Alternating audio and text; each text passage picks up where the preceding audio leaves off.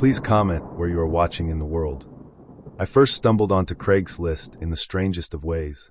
It was shortly after the attacks in 2001, when people everywhere were trying to make sense of the chaos. I was glued to the internet, scrolling through any site that offered first-hand accounts, photos, or videos from eyewitnesses. While most people flocked to news outlets, I found something raw and unfiltered on Craigslist's New York City page. That's where I saw it all: blurry images of dust-covered streets, panicked survivors, and comments from people who had actually been there. It was unlike anything I'd encountered before, real, messy, human. At first, I visited Craigslist just for that, but as the stream of 9/11 content dried up, I started exploring other sections. I found a strange comfort in the randomness of it all. The free section offered used furniture and broken appliances. The discussion boards were a mix of the unhinged and insightful. But one section in particular caught my attention and never let go: gigs, especially the ones under temporary jobs. Some of the offers were harmless enough: $20 to fill out a survey on binge eating, $50 to test a moisturizer and give feedback, that kind of thing. Others were more questionable. One listing read, "Earn $100 by sending a single text." Totally legit. Serious inquiries only. I hovered over it, skeptical. It reeked of a scam. But curiosity has always been my weakness, and against my better judgment, I clicked. The post was brief. Just a plain request. Message the provided number with 3 words. "I see you," and $100 would be wired to your account afterward. The email address was included for questions, so I sent a polite inquiry, half expecting it to bounce. Instead, I got a response within the hour. "Totally legit," the sender wrote. "You'll be paid once the text is sent. No catch." Still skeptical, I asked what the message was supposed to mean. The sender replied with the number to text and the exact phrase again. "I see you." That was it. No context. No explanation. Something about it unsettled me. I deleted the email, flagged the post, and tried to move on. But the whole thing clung to my thoughts like a burr in my brain. Why would someone pay $100 for that? Who was on the receiving end? I never got an answer. The listing vanished, and Craigslist moderation back then was hit or miss. Maybe it was removed. Maybe someone did it. I'll never know. But that was just the beginning of the bizarre rabbit hole I was about to fall into. A few weeks later, I came across another ad. This one read, "Seeking assistant for medical procedure. Will pay $1,000. No experience necessary." It was so absurd that I laughed out loud. The post was written in this oddly self-aware tone, like the guy knew how ridiculous it sounded. He explained that he needed someone to help him amputate his right leg, below the knee. He even included instructions: how to tie a tourniquet, how to cauterize the wound, what tools to use. It was grotesque, but also fascinating. I didn't believe it was real, not at first.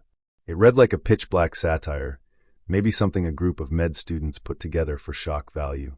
But the email address gave me pause. It was cashtakutofmilegetta.com. Ridiculous, yet somehow memorable. I couldn't help myself. I sent a message.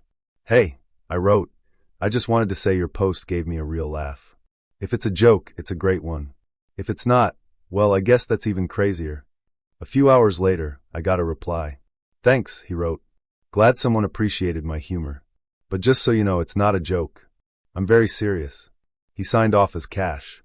The name stuck in my mind like a rusty nail. I didn't know what to believe. So I replied again cautiously. "I'm still not convinced. If it's real, I hope you're okay. If it's not, bravo." He responded quickly. "I've been planning this for years. It's not about pain. It's about identity. You don't have to believe me. I'll find someone who does." There was no aggression in his tone, just a kind of calm certainty. I stopped replying, unsure what to make of it, but I couldn't stop thinking about him. A few days passed. Then, against my better judgment, I wrote back again. "If you're serious, I have questions. Not to help, but just to understand." He didn't reply right away. But the next day, I got a message. "Most people just laugh or call me insane. You're the first to ask questions. Go ahead." And so began a strange correspondence that would stretch on for weeks. I asked him why he wanted to do it. His answers were chillingly honest. "When I was a kid," he said, "a teenage boy in my town got into a horrible car accident. He lost his leg. Everyone felt sorry for him. Teachers, classmates, parents. He got attention, sympathy. For some reason, I felt jealous. I know that sounds messed up. but it planted something in me. He told me that, over the years, the feeling didn't fade. Instead, it grew stronger. He became obsessed with amputees.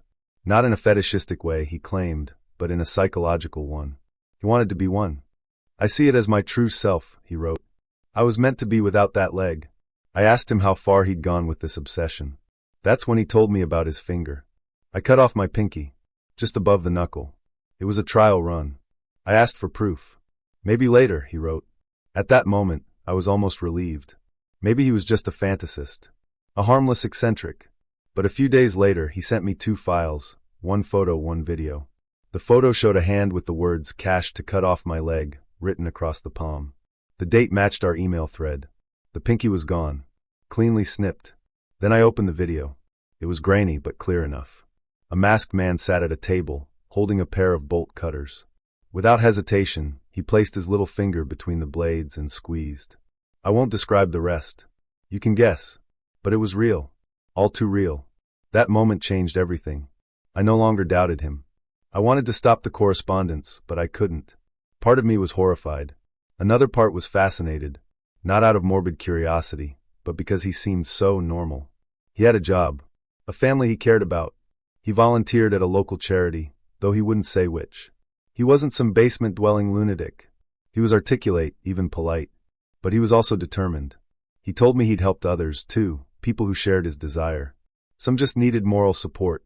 Others wanted someone to monitor their vitals while they submerged a body part in ice for hours, killing the tissue so that doctors would be forced to amputate. I once helped a guy remove his leg that way, he said. 20 hours in ice. I kept him warm, hydrated. Drove him to the ER myself. They had no choice but to amputate. I asked if he ever took payment. Never, he said. It's not about money. It's about helping people become who they are. I was stunned. The calmness with which he discussed these things was more disturbing than the acts themselves. Some people want to look on the outside how they feel on the inside, he said. Others want to be cared for. A few just like the idea of being helpless. There are all kinds. He recounted one man who wanted to be reduced to just a head.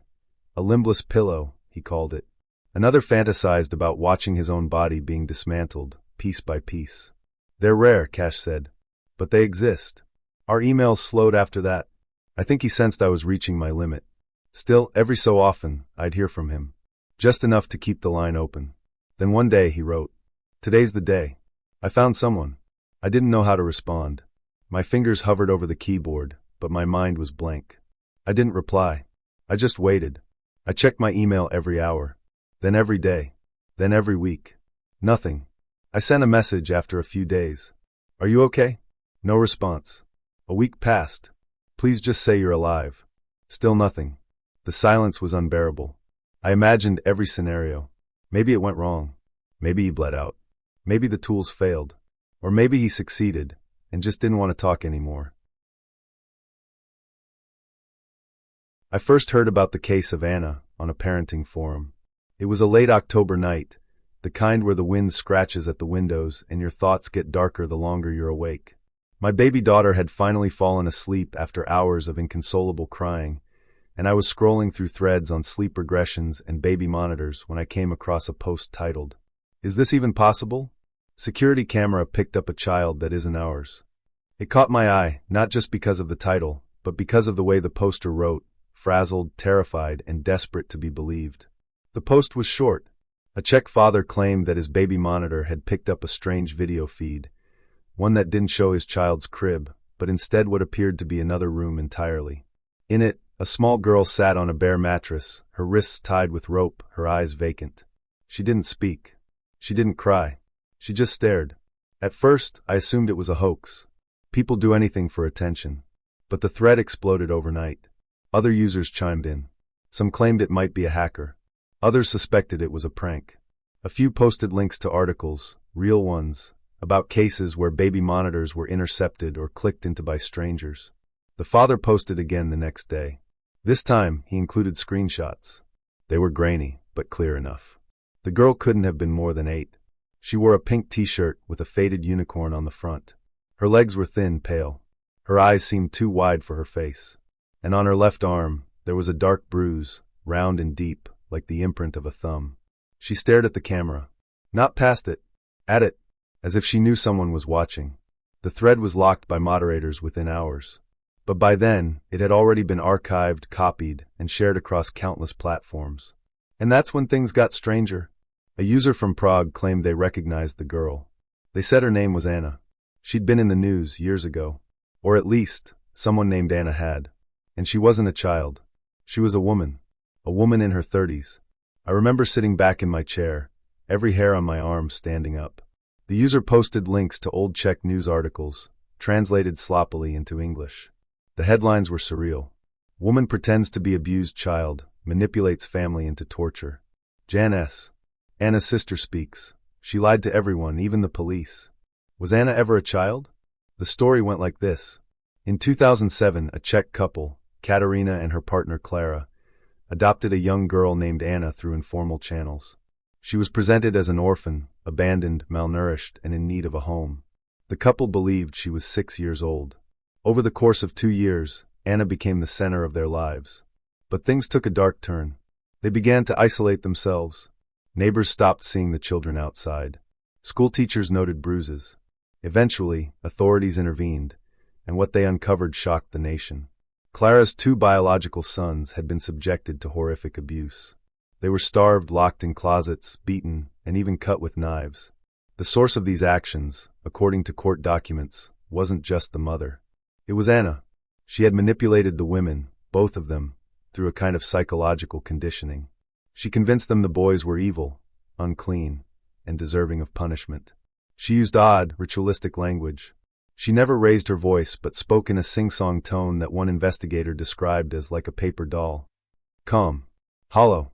When Anna was taken in by authorities, doctors discovered something chilling. She wasn't 6. She was 34. Anna had a rare growth disorder, hypopituitarism or a related condition, that stunted her physical development. She was small, underweight, and had the bone structure of a child, but her mind was adult. Worse, she had done this before. Another family years earlier. Another set of children abused under her influence. And now, years later, her face had resurfaced on a baby monitor. I couldn't sleep that night. I kept thinking about the photo. About her eyes. I didn't want to believe it was true. But I also couldn't look away. Over the next week, I fell down a rabbit hole. I read every article I could find, even the ones in Czech, running them through translation software. I watched grainy courtroom footage of Anna being led into custody. She wore a floral dress, her hair in braids. Her face was blank. She looked like a doll someone had forgotten on a shelf. The trial was chaos. The court struggled to determine whether Anna was mentally ill, criminally liable, or simply a con artist. She claimed she had no memory of much of what had happened, that she had been guided by voices. At times, she spoke in the third person. At others, she refused to speak at all. In the end, she was committed to a psychiatric facility. But here's the part that truly chilled me. She was released in 2012. Quietly, without fanfare. She changed her name, moved to a different region, and vanished. Until now. Until that baby monitor picked up a feed of her in a dark room, wrists bound, eyes staring. Some users believed she had found another family, and was once again pretending to be a child. Others theorized she had become a victim, caught in a cycle she herself had started. A few believed it was staged, a reenactment, a hoax. But a small group, including the original poster, refused to back down. They believed Anna had returned, and someone somewhere was watching her, or keeping her. The father who posted the original thread never commented again. His account was deleted. His IP address reportedly traced back to a suburb outside Brno. A week later, Czech police issued a vague statement about ongoing investigations into online hoaxes involving minors. They didn't name Anna. They didn't refer to the live stream. But the feed disappeared. Gone. I tried emailing the forum moderators, but they didn't reply. The archived thread had been scrubbed from most platforms. Even Google results turned up fewer hits by the day. It was like the internet had agreed to forget. But I couldn't. Too many things didn't add up. If Anna was truly gone, why had her image surfaced again? If she was a victim now, who had turned the tables on her? And if she wasn't a victim, then who was she manipulating this time? I kept digging. Eventually, I found a blog by a Czech journalist who had covered the original case.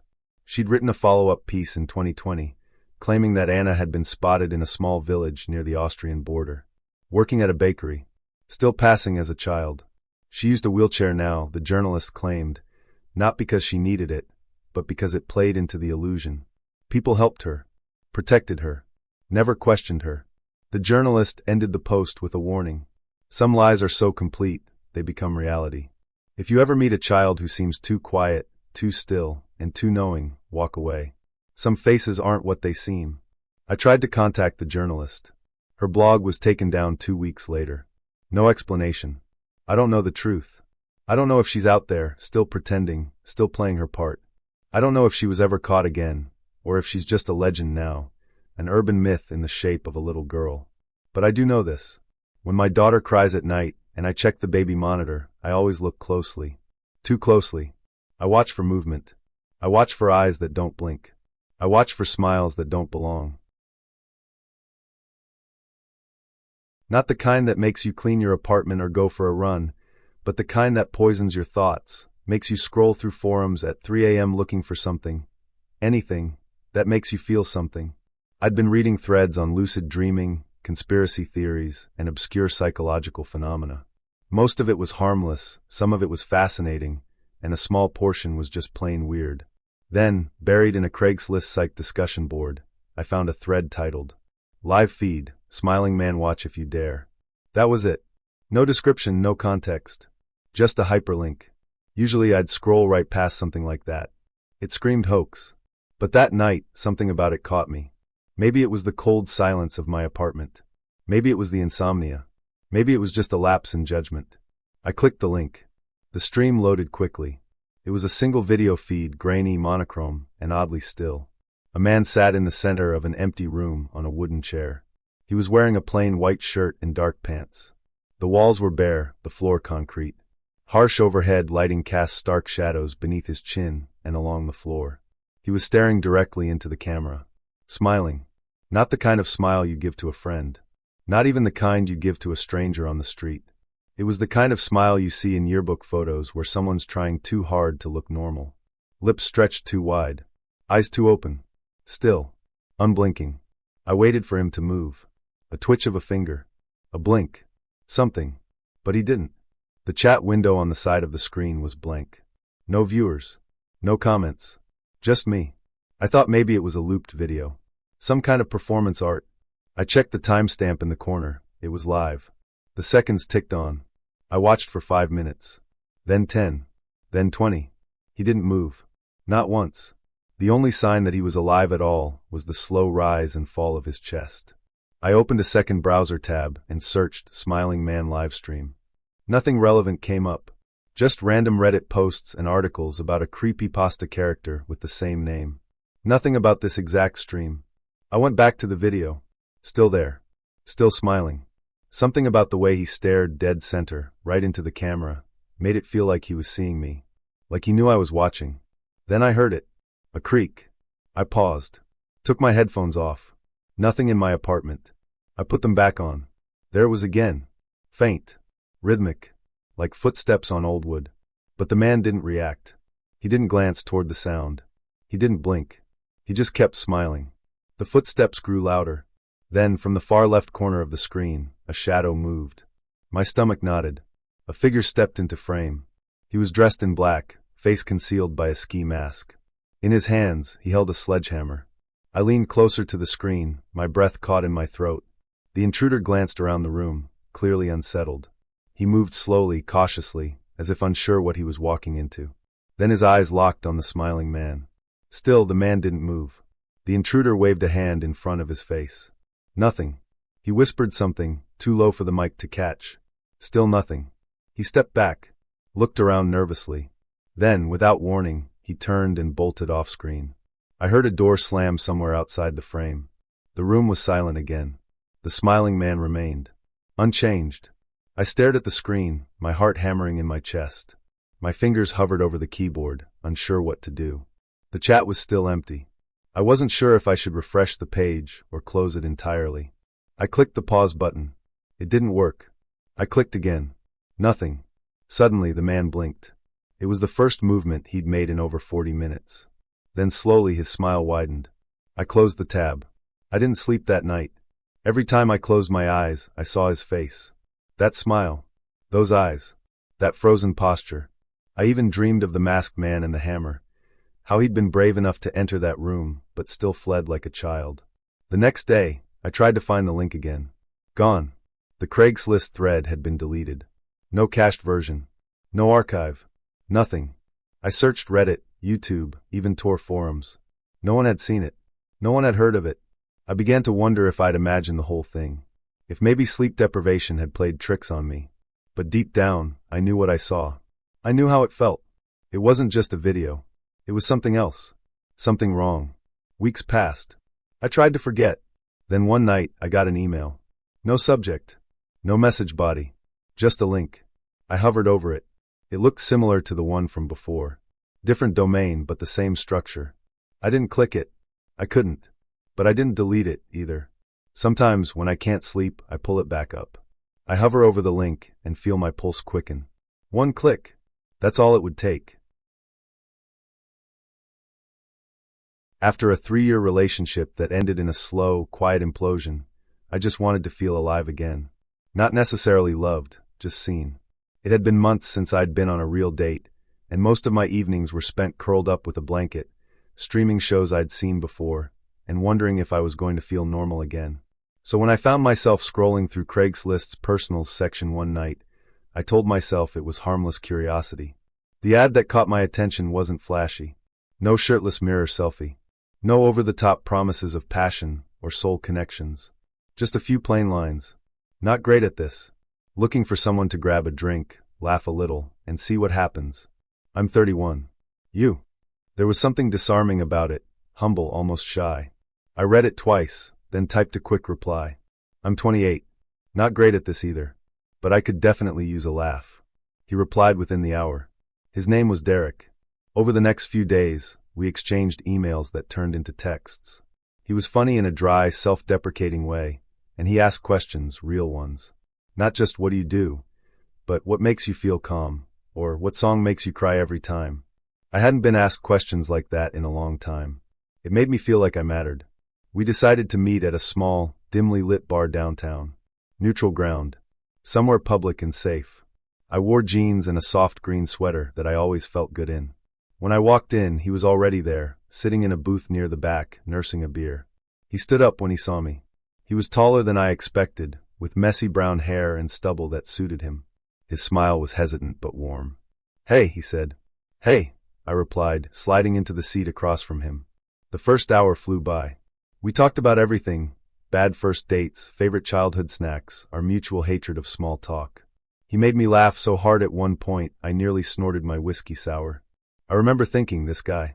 He could be something. After a while, he suggested we head to a nearby pool hall. I hesitated for a second, but then agreed. I'd driven, so I offered to take him. We played 3 games. He beat me every time. I told him I was letting him win, and he teased me about it with a crooked grin. But right as I was lining up a shot in the 4th game, his phone buzzed on the table. He glanced at it, and something changed. His shoulders stiffened. His eyes lost their light. I need to tell you something, he said. I straightened up and put down my pool cue. Okay, I just got out of prison. 2 months ago. I blinked. Prison? He nodded. For years. Armed robbery. I was stupid and desperate. The air between us cracked. I didn't mean to lie, he said quickly. I wanted you to know me first. Not just my record. I opened my mouth, then closed it again. The words wouldn't come. There's more, he added, almost in a whisper. I live with my girlfriend. I took an instinctive step back. Girlfriend? It's not serious, he said. We've been off and on. I'm just crashing there until I figure things out. I didn't know what to say. I felt like I was standing on a frozen lake, and the ice had just grown beneath me. And she was just at the bar, he continued. She saw us. She must have followed me. That text, it was her. I looked toward the door. Is she here now? No. I think she left. The rest of the night blurred. I remember insisting I drive him back to his car, because I didn't want to leave him stranded. I remember how silent the car ride was. How he started crying quietly halfway there. He didn't sob. He didn't wail. But tears rolled down his face as he looked out the window, and his voice cracked as he said, I screw everything up. I didn't know what to do. I felt sorry for him, and scared of him, and angry all at once. Then, without warning, he reached for the door handle. We're on the highway, I shouted, locking the doors with a flick of my thumb. He mumbled something I couldn't understand. I gripped the wheel tighter and focused on the road, heart slamming in my chest. When we finally reached the parking lot where his car was parked, he got out without a word. I watched him walk to his car, fumbling with his keys. Then I drove away, my hands shaking the whole way home. I thought that was the end of it. I was wrong. 3 days later, I got a text from an unknown number. "Hi, I'm Derek's girlfriend. You don't know me, but I need to talk to you." I almost didn't reply, but something told me I should. "Okay." 5 minutes later, an image came through. It was a close-up of a woman's face, bruised, swollen, her lower lip split open. "This is what he did to me.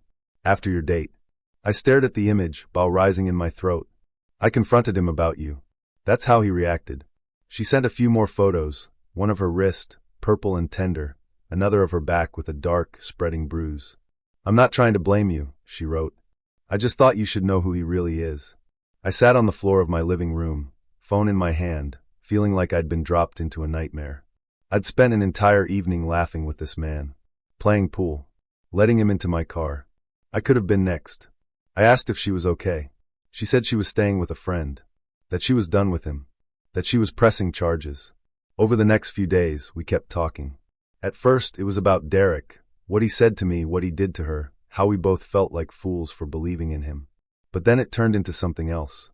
We started talking about other things, where we grew up, what we did for work, our favorite books, our worst dates. She told me her name was Kendra. She was smart, quick-witted, and had this dry humor that made me laugh even when I didn't feel like it. We bonded over the absurdity of it all, how two complete strangers had been stitched together by something so dark. She told me things about Derek that made my skin crawl, how he'd been charming at first, just like with me, how the manipulation started slowly, how the first time he hit her, he cried afterward and promised it would never happen again. He was always sorry, she said. Until the next time. I asked her why she stayed. Because I hoped he'd change. Because I loved him. Because I thought I could fix him. We talked every day for weeks. Then one night, she said, "I'd like to meet you."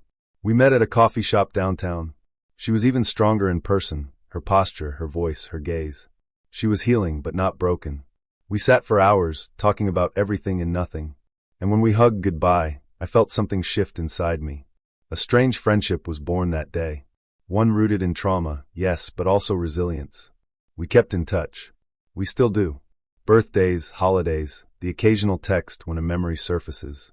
Derek never reached out again. I don't know what happened with the charges. I never asked Kendra for details. It didn't matter. What mattered was that we both survived him, and that we found each other in the wreckage. There's a strange kind of loneliness that creeps in just after midnight. That's when I found myself scrolling through the Craigslist personals, not looking for love, exactly, just connection. The kind that's easy, temporary, and uncomplicated.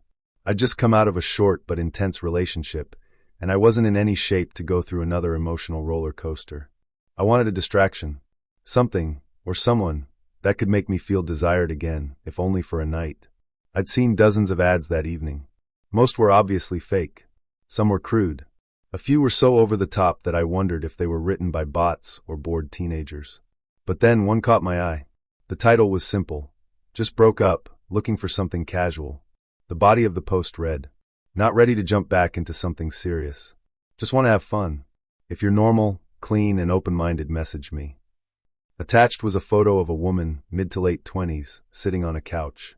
She was stunning, and not in a filtered, influencer sort of way. She looked real. Her smile was relaxed, natural. The kind of face you'd expect to see in a coffee shop or a bookstore. Someone approachable. Someone genuine. I hesitated. Then I messaged her. "Hey, saw your post. You seem cool. I'm recently single too, and could use a distraction." To my surprise, she replied within minutes. "Hey, you're cute. Wanna chat?" We messaged back and forth for over an hour. She was flirty, funny, and quick with comebacks. She told me her name was Maya. Said her ex had moved out a few days ago, and that she wasn't ready for anything serious. Just needed to feel something again. I got it. I told her I felt the same. Then she sent a photo. This one wasn't staged. She was wearing a tank top, lying in bed, her hair messy, and her expression soft. It was intimate in a way that felt more personal than any nude could ever be. Still, I was cautious. It felt too good to be true. Half joking, I replied, "If this is real, send me a picture with my name on a piece of paper." A minute later, my phone buzzed. There it was. A selfie of her holding a crumpled sticky note with my name, spelled correctly. That was all the proof I needed. She was real. We talked for another half hour. Then she gave me her address. "I live alone now. Just come over. Let's not make this complicated." I hesitated again. There was a part of me that still felt unsure. But the combination of curiosity, loneliness, and attraction overruled it. I asked if I could call her. She picked up after the first ring. Her voice was soft, slightly raspy, and carried a casual confidence. "I'm home now. Come by. Let's have some fun." I told her I'd be there in 20 minutes. The neighborhood was a quiet, suburban cul-de-sac. The kind with identical mailboxes, trimmed hedges, and closed garage doors. The house she gave me the address to looked ordinary. 2 stories, beige siding, a small porch. I parked across the street and texted her. No reply. I waited 5 minutes. Still nothing. Maybe she was in the shower? Maybe she fell asleep. I tried calling. No answer. Doubt crept in again, but I didn't want to overthink it. I stepped out of my car and walked up the sidewalk, heart beating harder with each step. I was nervous, excited, vulnerable. Then I saw them. 2 men. Standing just inside the front window, partially hidden by curtains. One was bald with a thick neck and arms crossed over his chest. The other was thinner, wiry, with tattoos that stretched from his neck to his knuckles. They weren't talking. They weren't moving. Just staring. Straight at me. My blood turned to ice. I stopped walking. I didn't know what to do. Pretend I didn't see them? Keep going? Turn back. Then instinct took over. I turned and walked, not ran, back to my car. My legs felt like cinder blocks. My chest was tight. I opened my door, got in, locked it, and started the engine in one fluid motion. Then I drove. I didn't look back until I reached the next block. When I finally glanced into the rearview mirror, the house was out of sight. Back home, I sat in the darkness of my bedroom, still trying to calm myself down. My hands were shaking. My thoughts racing. Had I imagined it? Maybe they lived there. Maybe they weren't part of anything shady. Maybe this was just a weird coincidence. Then my phone buzzed. It was a new number. The message read, "You're a loser." That was my boyfriend. "We were just messing with you." I stared at the screen, heart pounding. So much for the just broke up part. I blocked the number, but I couldn't shake the feeling that something much darker had almost happened. I tried to convince myself it was just a prank. A twisted joke between 2 people with nothing better to do. But then, 3 days later, I saw a news report. A man had been found unconscious in a house just 2 streets over from the address I'd been given. He'd answered a Craigslist ad that promised no strings attached fun. When he arrived, he was ambushed by 2 men, beaten and robbed. He was in critical condition. The police were investigating a series of similar incidents in the area. The house described in the report. It matched the one I'd gone to. I felt sick. I couldn't eat. Couldn't sleep. I kept replaying that moment, standing in the driveway, seeing those 2 men peering through the window. If I hadn't looked up, if I had knocked on the door, if I had stepped inside, I might not be here to tell this story. I gave a statement to the police. They asked for screenshots, messages, anything I could remember. I gave it all. But I never heard back from them, and I don't know if anyone was ever arrested. What I do know is this: it wasn't just a joke. It was a trap, one I nearly walked straight into because I was lonely and careless. It had been almost 6 months since I moved in with my first serious boyfriend, Kyle. We were both in our 20s, stumbling through adulthood and trying to figure out what came next. One rainy Sunday morning, over a shared plate of pancakes and the low hum of a documentary playing in the background, I blurted out that we should adopt a dog. Kyle blinked, then smiled. "A dog?"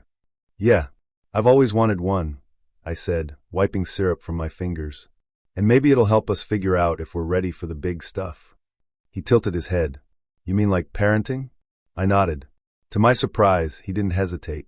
"Let's go to the pound this afternoon." That's how Oscar came into our lives. A wiry little Jack Russell Terrier with enough energy to power a small town. He was all bright eyes, perky ears, and boundless mischief. From the moment we brought him home, he became the center of everything. Our routines revolved around him: morning walks, late-night potty breaks, training sessions laced with treats and firm corrections. But Oscar wasn't perfect. He had one major flaw: he hated rats. Our apartment backed onto a row of dumpsters, and the area was infamous for its rodent problem. Oscar, being a Jack Russell, was genetically wired to hunt. The first time he caught a whiff of rat scent, he nearly ripped the leash from my hand. From that point on, every trip to the back alley was a battle. He barked, growled, and lunged at shadows, convinced that every rustle of a trash bag was a declaration of war. Then one night, the unthinkable happened. Cal had gone out with friends. I stayed in, curled up with a book and Oscar asleep at my feet. I must have dozed off around midnight. When I woke up the next morning, the apartment was quiet. Too quiet. Oscar wasn't in his bed. He wasn't in the kitchen. I checked every room, calling his name until my throat went dry. Then I saw it. The back door leading to the alley was ajar. Cold panic surged through me. I flung it open and stepped into the early morning gloom. The dumpsters loomed in the distance, shrouded in mist. No sign of Oscar. Cal stumbled in around 8 a.m., still half drunk and smelling like a bar floor. I didn't say a word, just held up the leash and pointed to the door. "What?" he began, then froze. "Babe, I swear I closed it." I didn't answer. I couldn't. My heart was breaking, and rage welled up behind my teeth. He dropped to his knees in front of me. "I'll find him. I promise. I'll bring him home. Or die trying?" I snapped. His face crumpled. Yes. To his credit, Cal tried everything. He printed flyers and plastered them over telephone poles and storefronts. He knocked on doors, called shelters, and drove up and down the highways. He even posted a listing on Craigslist. Lost dog, Jack Russell, reward offered. I refreshed the page every 10 minutes. Each time I saw the ad sitting there untouched, a little more hope drained from me. Then, 48 hours later, Cal got an email. "Hi there. I think I found your dog. Small brown and white terrier, right? Found him near the highway. He's safe. Responds to Oscar. Let me know and I'll give you my number." The message was brief, but the relief was overwhelming. I didn't even read it twice before grabbing the phone and dialing the number he'd left. A man answered. His voice was gravelly, aged, but friendly. "Yeah, I picked him up 2 nights ago. Didn't want him getting hit by a car." I nearly cried. "Oh my God, thank you. Is he okay?" "Little guy's fine," the man said. "I've been feeding him cooked chicken. Made a leash out of some old rope. He's in the basement now. Didn't want him peeing all over the house." Basement? That was the first detail that didn't quite sit right. But I brushed it off. Maybe he wasn't used to pets. Maybe he just wanted to keep things clean. I relayed everything to Kyle, who frowned when I mentioned the basement. "Why would he keep him down there if he's walking him regularly?" he asked, brows furrowed. "I don't know. Maybe the guy's just being careful." Kyle didn't push it, but I could tell he wasn't convinced. "He said he lives in the East Hollow neighborhood," I added. Kyle's expression darkened. "That's not a great part of town. You think I shouldn't go alone?" "I think we go together," he said. That afternoon, we drove out to East Hollow. As we left the manicured suburbs behind, the scenery changed. Streets grew narrower. Houses leaned with age. Yards were swallowed by weeds and chain-link fences sagged under rust. It felt forgotten, like a town slowly being erased. We pulled up to the address the man had given us and parked across the street. It was a 2-story house with peeling paint and a sagging porch. The lawn was a tangle of knee-high grass and broken lawn ornaments. The porch light flickered, even though it was still daylight. A man stood in the doorway waving. He looked normal, middle-aged, wearing a flannel shirt and faded jeans. But something about him felt off. His smile didn't reach his eyes. "You must be the folks looking for Oscar," he said. "Yes," I replied, stepping forward. "Thank you so much. Can you bring him out?" He hesitated just a beat. "He's downstairs. Come on in." My feet froze. "Could you bring him up instead?" I asked. The man's smile faltered. "It's no problem. Just come in." Kyle stepped forward. "We're good waiting out here." The man's eyes narrowed. His friendliness cooled. "Suit yourself." He turned and disappeared into the house, leaving the door open behind him. Kyle leaned close to me. "We're not going in there." "I know," I whispered. Minutes passed. No barking. No sound of paws. Just silence. Kyle checked his watch. Something's not right. Then the man came back. He stood in the doorway, staring. "You're not coming in?" he asked, voice flat. Kyle shook his head. "We'd prefer you bring the dog out." The man didn't respond. Just stood there watching. "We'll give you the reward," I tried, voice trembling. We just want our dog. Still he said nothing. Then, without a word, he turned and walked back inside. The door creaked shut behind him. We waited. 5 minutes. 10. Nothing. No, Kyle said. We're leaving. But Oscar. I don't think he ever had Oscar. I looked at the house again. At the rotting porch, the flickering light, the way the windows stared blankly like dead eyes. Something was wrong. We got back in the car. As we pulled away, I glanced in the rearview mirror. The man was back on the porch, watching us. He raised a hand. Not a wave. Just a still open palm. The image haunted me. That night, I couldn't sleep. My mind spun with questions. Where was Oscar? Who was that man? And what would have happened if we'd stepped inside? The next morning, I looked up the address online. There it was, plain as day. The house had been foreclosed. 3 years ago. No one was listed as the current resident. I called the police. I told them everything, the Craigslist ad, the man, the open door, the missing dog. The officer on the phone sounded skeptical, but promised to send a unit to check it out. A week later, I got a call. It was a different officer. We checked the house, he said. There were signs someone was staying there. Was Oscar there? A long pause. No dog. But you're lucky you didn't go inside. He wouldn't say more. I asked. I pressed. But he just repeated, you're lucky. We never found Oscar. Flyers faded in the rain. Craigslist messages went unanswered. The shelter never called.